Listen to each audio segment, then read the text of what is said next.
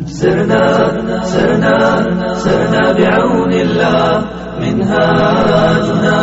منهاجنا تقوى.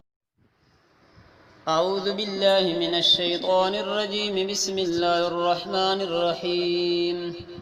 يا أيها الناس اتقوا ربكم الذي خلقكم من نفس واحدة وخلق منها زوجها وبث منهما رجالا كثيرا ونساء واتقوا الله الذي تساءلون به والأرحام إن الله كان عليكم رقيبا.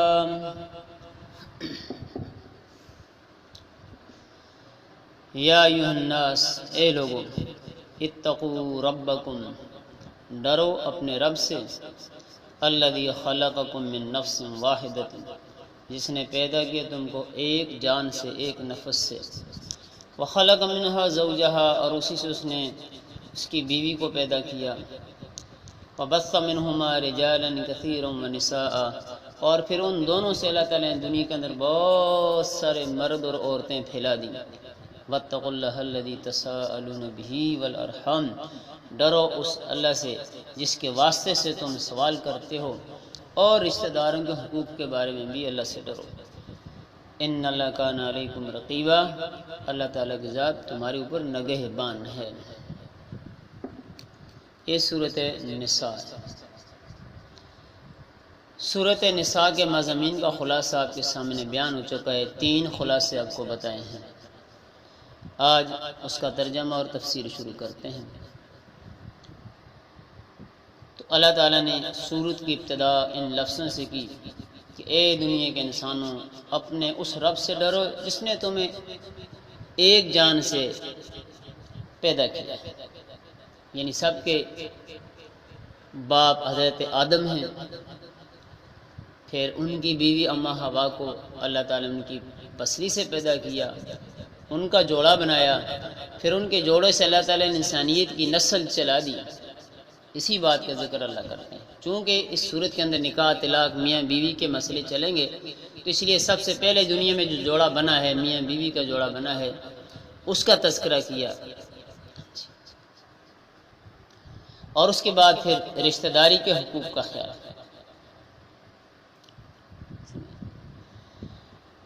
اللہ فرماتے ہیں اس رب سے ڈرو جس کے نام کے واسطے دے کر کے تم ایک دوسرے سے سوالات کرتے ہو، جس کے نام کی قسمیں کھاتے ہو، یا اپنے لڑائی جھگڑے اور مقدمات میں جس کے واسطے دیتے ہو، یا کسی بات کے فیصلے میں یا کسی سے اپنا حق لینے میں بھی بندہ اللہ کا واسطہ دیتا ہے،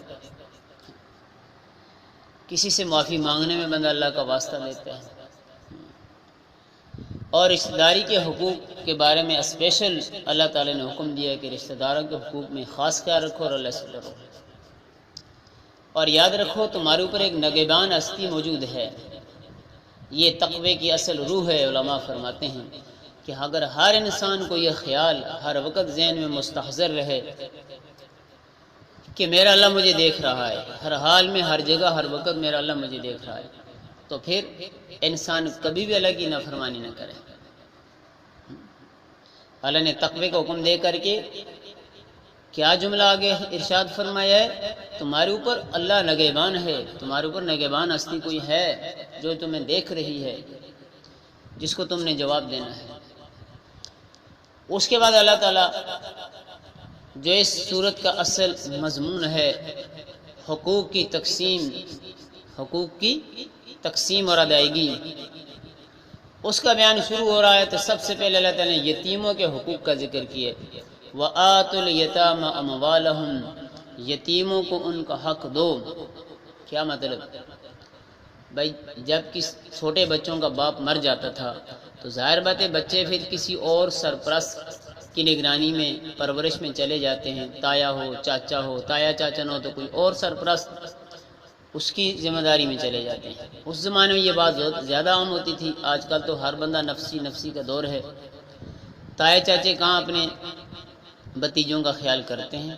اگرچہ آج بھی ایسے بندے موجود ہیں، لیکن عربوں کے ہاں تو یہ عام دستور تھا. تو بہرحال جو بچے یتیم رہ گئے ان کا جو بھی سرپرست بنے، تایا یا چاچا یا کوئی اور ہے، تو ان کو حکم دیا جا رہا ہے جب تک وہ چھوٹے ہیں تو تم ان کے مال کی بھی نگرانی کرنی ہے، بچوں کی پرورش تربیت بھی تم نے کرنی ہے، لیکن جب بچے سیانے ہو جائیں، بالغ ہو جائیں، تو ان کا جتنا بھی مال ہو ان کے حوالے کر دو، ان کو بتا کر کے پوری تفصیل کہ جب تمہارا باپ مرا تھا تو تمہارا اتنا مال تھا، تمہارا باپ یہ مال چھوڑ کر کے مرا ہے، یہ جائیداد تھی، اتنے پیسے تھے وغیرہ ذالک، یہ تمہارے باپ کا کاروبار تھا، اتنی مالیت تھی، اتنا اب تک خرچ ہو چکا ہے تمہاری تعلیم تربیت پر، تمہارے اخراجات پر، اور یہ اس وقت باقی ہے، ان کے حوالے کر لیے جائے۔ اللہ تعالیٰ یہ حکم دیتے ہیں یتیموں کا مال ان کے حوالے کرو جب وہ سیانے ہو جائیں۔ وَلَا تَتَبَدَّلُوا الْخَبِيثَ بِالطَّيِّبِ، اور ساتھ ہی اللہ نے یہ تنبیہ کی ہے، یاد رکھنا خبیث مال کو عمدہ مال کے ساتھ تم نے تبدیل نہیں کر لینا۔ کیا مطلب؟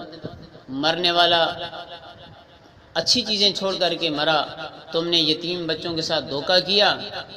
ایسا بھی لوگ کر سکتے ہیں بھائی کہ اپنی گھٹیا چیز، سستی چیز، ردی چیز ان کو دے دی اور ان کی اچھی چیز، عمدہ چیز، قیمتی چیز خود رکھ لی۔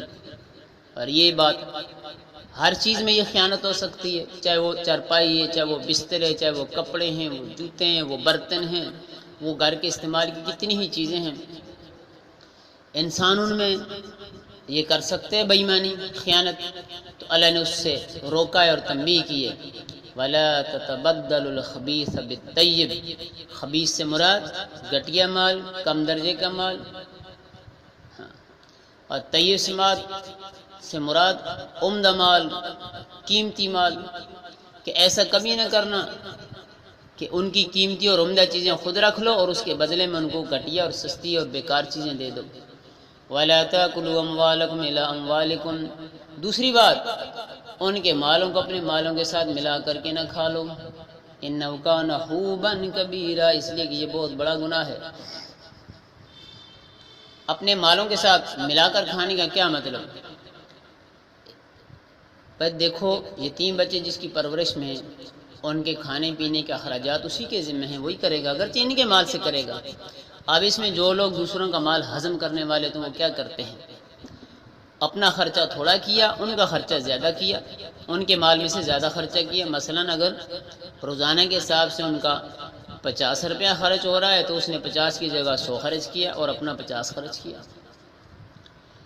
نیت کیا ہے؟ اس طرح ہم اس بہانے سے ان کا مال کھاتے جائیں گے، کھاتے جائیں گے، کھاتے جائیں گے۔ ہاں، فرمایا نہیں، جتنا ان کا خرچہ بنتا ہے روزانہ کی پکانے میں، ہانڈی کا، روٹی کا، جو بھی ہے، تو اتنا ہی خرچہ کرو جتنا ان کا بنتا ہے، بلکہ کم کرنے کی کوشش کرو، زیادہ کیوں کرو۔ لیکن تمہیں بہانہ مل جائے چلو بھائی ہمارے ساتھ جو ہیں، اس بہانے سے ہم ان کا مال خرچ کرتے چلے جائیں، جہاں 100 لگتے وہاں 200 لگائیں گے، جہاں 200 لگتے وہاں 400 لگائیں گے، ایسا نہیں کرنے۔ تو بہرحال اللہ یتیموں کے مال کے کھانے سے روک رہے ہیں، منع کر رہے ہیں وَلَا تَأْكُلُوا أَمْوَالَهُمْ إِلَىٰ أَمْوَالِكُمْ إِنَّهُ كَانَ حُوبًا كَبِيرًا، یہ بہت بڑا گناہ اور جرم ہے۔ وَإِنْ خِفْتُمْ أَلَّا تُقْسِطُوا فِي الْيَتَامَىٰ فَانكِحُوا مَا طَابَ لَكُم مِّنَ النِّسَاءِ مَثْنَىٰ وَثُلَاثَ وَرُبَاعَ۔ آگے ایک اور مسئلہ اللہ تعالیٰ بیان فرماتے ہیں، یتیم بچوں میں جس طرح بیٹے ہوتے ہیں اس طرح بیٹیاں بھی ہوتی ہیں۔ تو ہوتا یوں ہے کہ جو یتیم بچیاں رہ جائیں تو تائے چاچے ان کی اکثر کوشش کیا ہوتی ہے، ان بچیوں کو اپنے گھر میں رکھ لیں، اپنے بیٹوں کے ساتھ ان کی شادیاں کرا دیں۔ بات سمجھ آ رہی ہے؟ تو اب ہوتا یوں تھا کہ ظاہر بات ہے یہ تو قدرت کی تقسیم ہے، سارے خوبصورت بھی نہیں ہوتے، سارے مالدار بھی نہیں ہوتے۔ اگر وہ بچی جس کا باپ مر گیا یتیم بچی رہے گی، وہ خوبصورت بھی ہوتی تھی اور مالدار بھی ہوتی تھی، تو پھر ہر قیمت میں اس کو گھر پر ہی رکھتے تھے۔ تایا چاچا اپنے کوئی بیٹا ہے اس کی شادی کرا دی، یا کوئی بھی سرپرست بنے، اگر اس کے اپنے نکاح میں آ سکتی ہے، اس کے لیے حلال ہے تو خود رکھتا تھا، اگر اس کے لیے حلال نہیں تو اپنے بیٹے کے نکاح میں لے آیا ہے۔ لیکن لالچ کیا ہوتا تھا، یتیم بچی ہے، کون پوچھنے والا ہے، مرضی اس کو ہم مکمار دیں نہ دیں، مرضی اس کے حقوق ادا کریں نہ کریں، گھر کی بات ہے، یتیم بچی ہے، پوچھنے والا ہے کوئی نہیں، ہاں جی، مفت کا مال ہے۔ تو اس کے جیسے حقوق اس کو دینے چاہیے تھے وہ دیتے نہیں تھے، لیکن خوبصورت ہونے کی وجہ سے اور مالدار ہونے کی وجہ سے بچی کو رکھ لیتے تھے. اس کے ساتھ چلو پھر کچھ اس کے حقوق بھی ادا ہو ہی جاتے تھے کیونکہ وہ خوبصورت بھی ہوتی تھی. دوسری صورت یہ کہ بچی خوبصورت ہے لیکن مالدار نہیں ہے، یعنی اس کا باپ کوئی زیادہ مال چھوڑ کر کے نہیں مرا، لیکن بچی خوبصورت ہے، پھر بھی خوبصورتی کے لالچ میں رکھ لیتے تھے، لیکن چونکہ مال تو ہے نہیں تو اس کے ساتھ بے انصافی کرتے تھے. تیسری صورت یہ کہ بچی مالدار تو ہے لیکن بد صورت ہے، خوبصورت نہیں ہے، بد صورت ہے، لیکن مال اس کا باپ بڑا چھوڑ کر کے گیا ہے. اب یہاں لڑکیوں کے ساتھ بہت زیادہ زیادتی اور بے انصافی ہوتی تھی. مال کے لالچ میں کس کو باہر شادی کر کے دیں گے تو ظاہر بات اس کا مال بھی تو ہاتھ سے چلا جائے گا. اب اس کو اپنے گھر پر ہی رکھتے تھے، لیکن برائے نام اصل مقصود ان کا مال پہ نظر ہوتی تھی، مال کو ہضم کرنا چاہتے تھے نکاح کے بہانے، تو اس کو نکاح کے بندھن میں برائے نام رکھتے تھے. اس کے ساتھ کوئی بیوی والا سلوک نہیں ہوتا تھا، اس کے کوئی حقوق زوجیت ادا نہیں کیے جاتے تھے. باقی اس کو سہولتیں دینا یا خرچے دینا تو دور کی بات، اس کے ساتھ جو حق کے زوجیت ہوتا تھا بیوی والا حق وہ بھی ادا نہیں کرتے تھے، اس لیے کہ وہ خوبصورت نہیں ہوتی تھی. صرف مال پہ قبضہ کرنے کے لیے اس کو اپنے بیٹے کے نکاح میں یا کسی کے نکاح میں بندھن میں باندھ دیتے تھے. ظاہر بات اس کی تو ساری زندگی اجڑ گئی، بیکار ہو گئی، اس پہ بہت بڑا ظلم ہو گیا. چوتھی صورت یہ ہوتی تھی کہ بچی بدصورت بھی ہے تو مال بھی اس کا ابا کوئی چھوڑ کر کے نہیں مرا، لڑکی بھی. یہ سب یتیم بچیوں کی بات چل رہی ہے، جہاں اللہ نے کہا ہے کہ 2 2 3 3 4 4 کر لو. تو چوتھی صورت یہ کہ بچی جو ہے جس کا باپ مر گیا، خوبصورت بھی نہیں اور اس کا باپ مال بھی چھوڑ کر کے نہیں گیا. اب کیا کرتے تھے؟ ظاہر بات ہے خوبصورت بھی نہیں کہ خود رکھیں، مال بھی نہیں کہ مال کے لالچ میں رکھیں، اور اس کو کہیں بھی اونے پونے سر سے اتارنے کے لیے بلا کسی بھی کوہ کھڈے میں ڈال دیتے تھے. کوہ کھڈے میں ڈالنا سمجھتے ہو؟ جس طرح اپنی بیٹیوں کے لیے بندہ اچھا رشتہ تلاش کرتے، اچھا لڑکا تلاش کرتے، اخلاق والی جگہ دیکھتے، شریف لوگ دیکھتے ہے جو اس کو دکھ نہ دیں، اس پر زیادتی نہیں، بس جس طرح. بلکہ جانوروں کے ساتھ بھی ایسا بعض لوگ سلوک نہیں کرتے جیسا کہ ان بچیوں کے ساتھ ہوتا. تو اللہ تعالیٰ نے ان سرپرستوں کو تنبیہ کی ہے کہ اگر یتیم بچیاں تمہاری سرپرستی میں آ گئی ہیں تو تم ان کے ساتھ خود نکاح نہ کرنا، اس لیے کہ خود نکاح کرو گے تو تم یتیم بچی ہونے کی وجہ سے ان کے ساتھ حقوق کی ادائیگی میں بے انصافی کرو گے. اور یہ سب کے لیے نہیں ہے، اکثر ایسا ہی ہوتا ہے. ہاں کچھ ایسے انصاف پسند بندے بھی ہوتے ہیں، وہ کہتے ہیں بھائی باہر دیں گے تو اس بچی کے ساتھ زیادتی ہوگی، ہم گھر پر رکھیں گے تو اس کو اچھی طریقے سے رکھیں گے. اور کوئی ایسا انصاف پسند اللہ کا خوف ڈر رکھنے والا بندہ ہے تو وہ تو بہت اچھی سوچ ہے اس کی کہ یتیم ہونے کی وجہ سے ہم باہر نہیں دیتے، خود رکھتے ہیں. ہاں لیکن ایسے بہت کم. بہرحال اللہ تعالیٰ نے ان سرپرستوں کو یہ بات تنبیہ کے طور پر کہی ہے کہ تم نے ان کے ساتھ خود نکاح نہیں کرنا، اپنے گھر پہ نہیں رکھنا، اپنے بیٹوں کے نکاح میں اس کو نہیں لے آنا، اس لیے کہ یتیم بچے ہونے کی وجہ سے تم نے اس کے ساتھ بے انصافیاں کرنی ہیں، زیادتیاں کرنی ہیں، جو تمہاری دنیا آخرت کے لیے تباہی کا ذریعہ بنے گا. اس کو باہر شادی کر کے دو. اور اگر تم کو شادی کی ضرورت ہے تو تم باہر، اور عورتیں ختم تو نہیں ہوگی ہیں نا، تم باہر 2 2 3 3 4 4 شادیاں کر سکتے.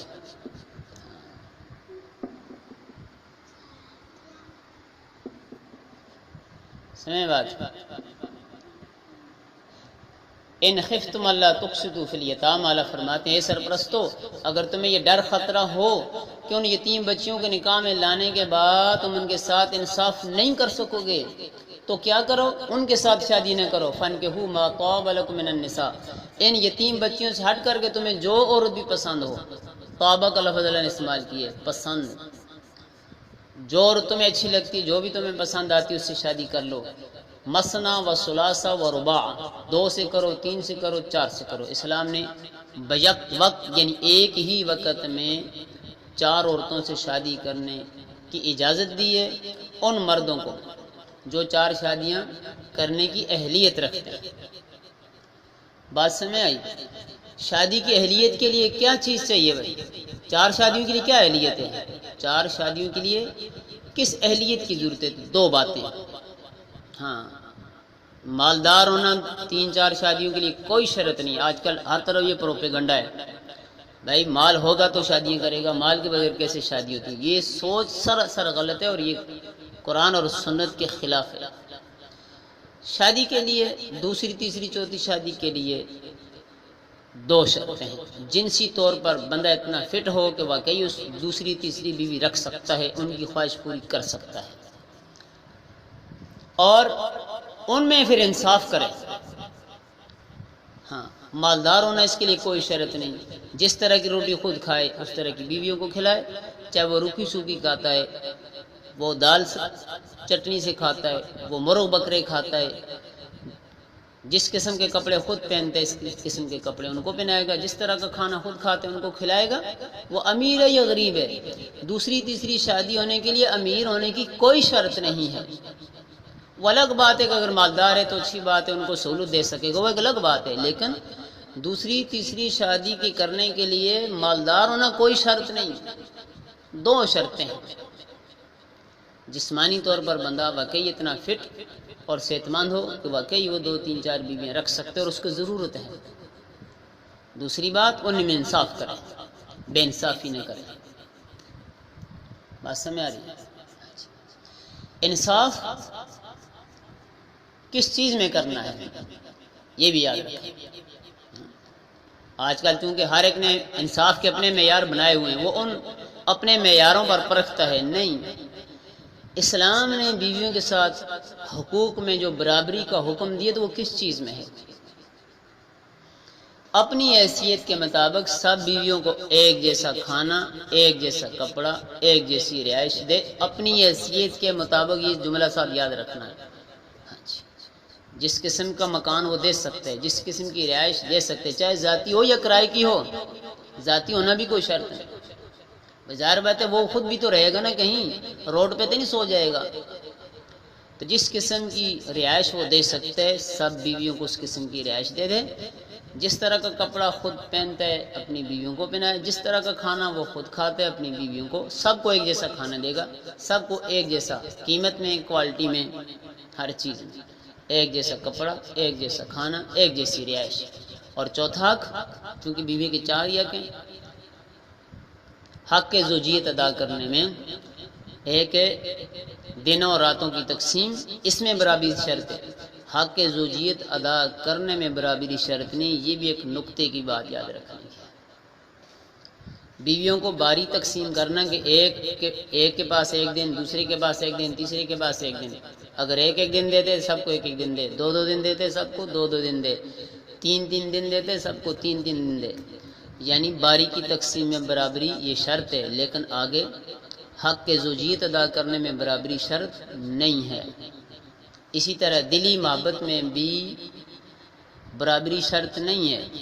یعنی خلاصہ یہ ہے کہ جو باتیں بندے کے اختیار میں ہیں، اختیاری باتوں میں برابری شرط ہے، غیر اختیاری باتوں میں برابری کرنے کا انسان مکلف نہیں ہے اور اس میں پوچھ نہیں ہوگی.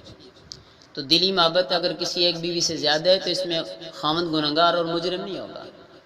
یہ تو خود نبی پاک صلی اللہ علیہ وسلم کو بھی اما عائشہ سے سب بیویوں سے زیادہ پیار تھا، بلکہ دوسری بیویاں مطالبہ بھی کرتی تھیں تو حضور فرماتے تھے یہ میرے اختیار میں نہیں ہے. تو جو چیز میرے اختیار میں نہیں ہے آپ اس کا مجھ سے مطالبہ نہ کریں. تو محبت غیر اختیاری چیز ہوتی ہے. ظاہر بات ہے سب بیویاں حسن میں، اخلاق میں، عادات میں، فرما برداری میں برابر نہیں ہوں گی. جب برابر نہیں ہوں گی تو سب کے ساتھ ایک جیسا ملان لگاؤ بھی تو نہیں ہوگا. بات سمجھ آ رہی ہے؟ ہاں، باری تقسیم کرنے میں بس برابری شرط ہے. مسئلہ اچھی طرح یاد رکھنا. تو اللہ نے فرمایا پھر ان بچیوں کے ساتھ شادی نہ کرو، باہر کرو، 2 سے کرو، 3 سے کرو، 4 سے کرو، 4 تک کی تمہیں اجازت ہے. پھر دیکھو یہاں اور چند ایک نقطے ہیں. علماء مفسرین فرماتے ہیں اللہ نے 1 سے نہیں شروع کیا، 2 سے شروع کیا. یہ نہیں کہا کہ 1 کرو، 2 کرو، 3 کرو، بلکہ 2 کرو، 3 کرو یا 4 کرو. ہاں، نقطے کی بات ہے.